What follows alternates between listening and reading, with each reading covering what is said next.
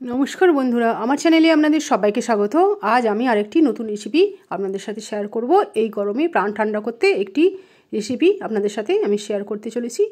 তো রেসিপিটি হচ্ছে ফ্রুট কাস্টার্ড। তার জন্য আমি কিছু ফ্রুট নিয়ে নিয়েছি। ফ্রুটগুলো আমি দেখিয়ে দিলাম: কালো আঙুর, সাদা আঙুর, সবুজ আঙুর, বেদানা, আপেল, কলা, এই সমস্ত ফ্রুটগুলো আমার লাগবে। তারপর গ্যাসের উনুনে আমি কড়াই বসিয়ে দিয়েছি। তাতে 500 গ্রাম মতো দুধ আমি দিয়ে দিলাম, হাফ লিটার দুধ দিয়ে দিলাম, এবং দুধটা একটু পাতলা ছিল বলে একটু মিল্ক পাউডার দিয়ে দিলাম, গুঁড়ো দুধ উপর থেকে একটু দিয়ে দিলাম। দুধটা খুব ভালো করে ফুটিয়ে নিলাম। ফুটিয়ে অনেকটা ঘন হয়ে গেছে। তারপর আমি কিছু ড্রাই ফ্রুট দিলাম, কাজু আর কিশমিশটা দিয়ে একবার ফুটিয়ে নেড়ে নিলাম। তারপর পরিমাণ মতো চিনি দিয়ে দিলাম। যে যেরকম মিষ্টি খাবে সেই অনুযায়ী চিনিটা দিতে হবে। কেউ বেশি মিষ্টি খায়, কেউ কম মিষ্টি খায়। তারপর এদিকে আমি কাস্টার্ড নিয়েছি, ম্যাঙ্গো কাস্টার্ড, ম্যাঙ্গো ফ্লেভারটা খুব সুন্দর। আর এদিকে ঠান্ডা করা দুধ নিয়েছি। ঠান্ডা দুধেতে 2 চামচ কাস্টার্ড পাউডার আমি গুলে নিলাম। কাস্টার্ড পাউডার গোলার পর এরম কালারটা এসে গেছে, এই যে হলুদ কালার একটা এসে গেছে। তারপর দুধেতে আমি দিয়ে দিলাম আস্তে আস্তে করে। এটা কন্টিনিউ নাড়তে হবে, ডান হাতে করে নাড়ছি, রাইট হ্যান্ডে আমি নাড়ছি আর লেফট হ্যান্ডে আমি দিয়ে দিলাম কাস্টার্ডটা দুধেতে। একদম কিছুক্ষণ নাড়ার পর এটা ঘন হয়ে যাবে। আমি হাতে করে তুলে দেখাচ্ছি, অনেকটা ঘন হয়ে গেছে।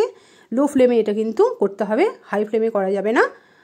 তারপর এই ফলগুলো আমি সমস্ত কুচিয়ে নিয়েছি: কালো আঙুর, সবুজ আঙুর, আপেল, কলা আর বেদানা। আমি আঙুল দিয়ে দেখিয়ে দিচ্ছি। এই সমস্ত ফলগুলো কুচিয়ে নিয়েছি। এবার একটা একটা করে ফলগুলো আমি মিশিয়ে নেব। প্রথমে আমি আঙুর, কলা, আপেল সমস্ত ফলগুলো এক এক করে আমি দিয়ে দিলাম। এই সময় গ্যাসের ফ্লেমটা আমি একদম লো করে দিয়েছি। তারপর এই কাস্টার্ড দুধের সাথে মেশাতে হবে আস্তে আস্তে করে। 2 মিনিট মতো মেশানোর পর আমি গ্যাসটা অফ করে দিয়েছি।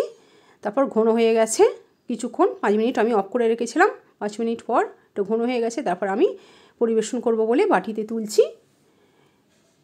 আমার ফ্রুট কাস্টার্ড একদম রেডি। এই গরমে প্রাণ ঠান্ডা করতে এটা খুবই উপকারী। ফ্রিজে কিছুক্ষণ রেখে দেওয়ার পর খেলে খুবই ভালো লাগবে,